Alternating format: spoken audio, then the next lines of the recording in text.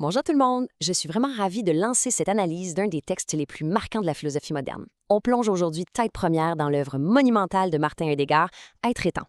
Et attention, on va se concentrer strictement et en très grand détail sur le chapitre 4 de la première section. C'est exactement là que Heidegger décortique une énigme absolument fascinante, le mystère de notre identité dans la pure banalité du quotidien. Pourquoi on agit comme on le fait? Est-ce qu'on est vraiment aux commandes de nos propres décisions? C'est une exploration qui brasse un peu nos certitudes, c'est vrai, mais qui change complètement notre façon de voir nos comportements les plus ordinaires. Voici comment on va structurer ce parcours intellectuel. 1. Qui est le Dasein? 2. L'être avec et les autres. 3. La sollicitude pour autrui. 4. Le règne du en. 5. La dictature de la médiocrité.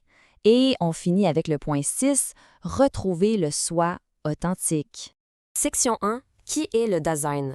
Le sujet de la quotidienneté. Pour commencer, il faut asseoir nos bases. Pour comprendre l'existence humaine, Heidegger utilise le terme précis de Dasein, l'entité que nous sommes nous-mêmes. Mais la vraie question qui tue, c'est, dans la vie de tous les jours, on est qui au juste? Posons ce questionnement-là bien lentement pour en saisir tout le poids. Depuis Descartes, avec son fameux « je pense donc je suis », la philosophie classique s'est beaucoup concentrée sur un esprit pur, détaché, qui pense de manière rationnelle et isolée. Heidegger, lui, trouve que ça manque totalement la cible de la réalité vécue. Il ne cherche pas le sujet dans les grandes théories abstraites ou les moments d'illumination, mais vraiment dans la banalité absolue. Quand le cadran sonne le matin, dans le trafic pour aller travailler, dans la monotonie d'une tâche hyper répétitive, c'est qui le sujet qui agit?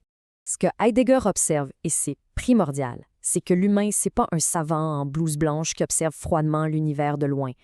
Au contraire, le Dasein est d'abord et la plupart du temps complètement absorbé dans son environnement.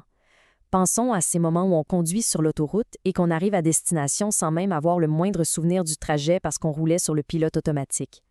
Le Dasein est accaparé, littéralement pris au piège par son petit monde quotidien. Ça met la table pour le reste. Si on est dilué à ce point-là dans nos petites activités ordinaires, il faut creuser pas mal plus creux pour découvrir qui est le véritable sujet caché en arrière de cette vaste quotidienneté. On passe à la section 2, l'être avec et les autres, le monde partagé. Pour comprendre ce sujet quotidien, il faut absolument détruire un mythe super tenace, l'idée qu'on serait un sujet humain, isolé, enfermé dans sa propre tête. Heidegger fracasse cette idée-là en 1000 morceaux. La notion d'être avec, c'est la preuve que notre existence est, dès la toute première seconde, fondamentalement partagée. Le lien aux autres, c'est pas une application qu'on télécharge plus tard dans notre vie pour pouvoir interagir. C'est notre système d'exploitation de base. On est connecté d'emblée. L'être là avec, c'est simplement la manière bien concrète dont on rencontre ensuite les autres dans ce monde qu'on partage inévitablement. Prenons un instant pour contempler cette citation du texte parce qu'elle est vraiment frappante. Même l'être seul du Dasein est être avec dans le monde. C'est un paradoxe magnifique. Heidegger soutient que l'isolement absolu, ça n'existe tout simplement pas. L'isolement, c'est rien d'autre qu'un mode déficient de notre besoin fondamental d'être avec. On s'entend que si on ressent le vide poignant de la solitude, c'est justement parce qu'on est programmé, à la base, pour exister avec les autres. L'absence des autres fait mal uniquement parce que l'ouverture sociale, c'est notre condition par défaut. La solitude est la preuve même de notre connexion. Donc les autres, c'est pas des simples objets qu'on croise par hasard. On n'a pas besoin de traverser un pont immense pour les atteindre. En fait, le texte nous dit que les autres, ce sont ceux dont on ne se distingue même pas la majeure partie du temps. Imaginons une rame de métro bondée, à l'heure de pointe. Les gens autour de nous ne sont pas des entités étrangères menaçantes. Ils font partie intégrante de notre décor quotidien. Ils lisent, ils écoutent la musique, ils attendent exactement comme nous. À la racine, le monde, c'est toujours un monde commun. Ce qui nous mène à la section 3, la sollicitude pour autrui, le soin dans le monde partagé. Puisqu'on partage continuellement ce monde-là, comment est-ce qu'on interagit avec? Heidegger trace une ligne hyper claire entre notre rapport aux objets inanimés et notre rapport aux humains. D'un côté, on a la préoccupation. Ça, c'est notre relation purement utilitaire avec les marteaux, les voitures, nos claviers d'ordinateur. On s'en sert, un point, c'est tout. Mais face à un autre être humain, un autre Dasein, l'approche change totalement. L'autre n'appelle pas la préoccupation, mais bien la sollicitude. On ne rencontre pas une personne comme un outil disponible, on la rencontre avec un égard existentiel profond. Et attention, la sollicitude, ça peut prendre de multiples formes. Ça va de la grande empathie et l'entraide, à la tolérance un peu froide, ou même à la pure indifférence. Ignorer quelqu'un royalement, c'est encore une manière de se rapporter à lui en tant qu'humain. Cette compréhension-là, ça vient bouleverser l'idée traditionnelle qu'on se fait de l'empathie. L'empathie, c'est absolument pas un vieux pont psychologique fait de cordes et de planches qu'il faudrait bâtir avec un effort surhumain pour relier deux esprits isolés au-dessus d'un gouffre. Selon le texte, si ce pont-là n'est pas nécessaire, c'est tout simplement parce que, grâce à l'être avec, le gouffre n'a en fait jamais existé. L'empathie, c'est juste la manifestation visible et active d'une connexion invisible qui est déjà notre condition d'origine. Le lien est là, on n'a qu'à l'actualiser. On passe à la section 4, le règne du on, le sujet invisible. On arrive maintenant au cœur vibrant de l'énigme de ce 4e chapitre. Si on est fondamentalement connecté aux autres dans la banalité du quotidien, qui mène réellement la danse? Voici l'antagoniste caché de la vie de tous les jours, le on. Le neutre absolu, c'est cette entité sans visage, sans nom, qui agit comme le véritable dictateur de nos journées. Dans notre état ordinaire, c'est pas moi, c'est pas un individu spécifique ni un complot secret qui décide de nos goûts et de nos actions. C'est tout simplement le on. Pour bien ancrer ce concept-là dans la réalité, Heidegger utilise des exemples extraordinairement familiers. Il dit qu'on lit les nouvelles exactement comme on les lit, on juge une œuvre d'art ou un film de la façon dont on considère qu'ils doivent être appréciés, et ça va plus loin. Même quand on tente de faire preuve d'originalité et de se rebeller contre la masse, on le fait en suivant les codes préétablis de comment on est censé se rebeller. On a juste à penser à certaines modes alternatives où tout le monde s'habille de la même manière pour prouver qu'ils sont différents. L'emprise de ce conformisme est totale, paradoxale et presque indétectable.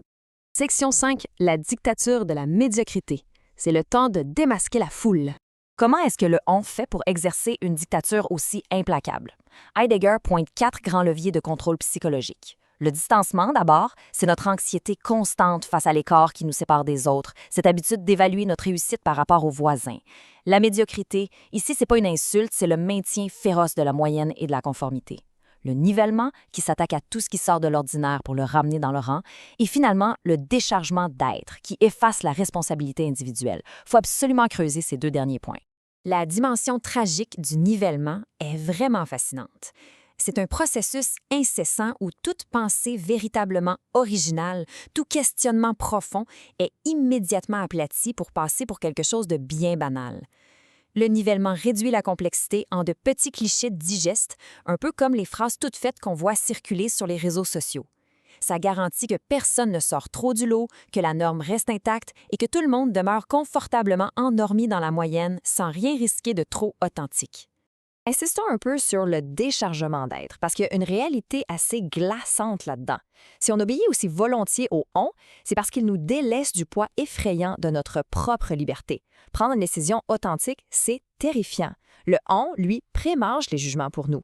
Si on suit la tendance générale et qu'on échoue ou qu'on prend une mauvaise décision de vie parce que tout le monde le fait, bien, personne n'est coupable, c'est la faute du système. Le « on » retire la responsabilité précisément parce qu'on ne peut pas blâmer une entité qui n'est finalement personne. C'est une prison de l'esprit, oui, mais une prison extrêmement douillette. Lisons cette phrase-là avec toute la gravité qu'elle impose. Chacun est l'autre et nul n'est lui-même. Laissons cette certitude troublante s'imprimer un moment. C'est l'aboutissement brutal de l'analyse de Heidegger. Le sujet de tous les jours, c'est pas un héros, c'est un vide, un fantôme collectif où on est tous parfaitement interchangeables. Perdus dans cette mer de conformité silencieuse, notre véritable être, notre potentiel singulier, s'évapore en silence. Mais heureusement, il y a la section 6, retrouver le soi authentique, la voie de sortie. Après ce diagnostic lucide, Heidegger établit un contraste net entre 2 modes d'être. D'un côté, le on-même, notre état d'aliénation par défaut, constamment éparpillé et fuyant ses propres responsabilités. De l'autre, la possibilité puissante du soi-même authentique. Mais attention de ne pas se méprendre. L'authenticité chez Heidegger, c'est pas de fuir la société pour aller vivre dans une cabane isolée dans le bois. C'est pas une évasion physique, c'est une modification radicale de notre attitude au cœur même du monde partagé. C'est s'extraire activement du brouillard de la conformité pour assumer enfin son propre être, tout en continuant à vivre parmi les autres. Ce processus d'émancipation est structuré en grandes étapes existentielles. La première étape, souvent la plus confrontante, c'est la reconnaissance lucide de sa propre dispersion. Il faut avoir l'humilité profonde d'admettre à quel point nos opinions, nos goûts et nos choix de carrière sont dictés par le « on ». Ensuite vient le travail ardu, au quotidien, de dissiper ces illusions-là si confortables. Et finalement, l'étape ultime, c'est le choix actif, la résolution silencieuse et courageuse de saisir son propre destin, de penser par soi-même et d'agir selon ses propres valeurs, même quand ça dérange la moyenne. En guise de conclusion, conservant en tête cette interrogation qui résonne avec tellement de force, bien au-delà d'un livre écrit en 1927. Une fois que la mécanique de cette dictature silencieuse est dévoilée, ça devient une urgence. Comment, dès demain matin, lors de notre premier choix routinier, on peut espérer décoller les épaisses couches de conformité du « on » pour entrevoir, ne serait-ce qu'un instant, notre propre existence authentique. C'est la tâche monumentale, vertigineuse, mais tellement magnifique que Heidegger nous lègue à travers ce chapitre bouleversant.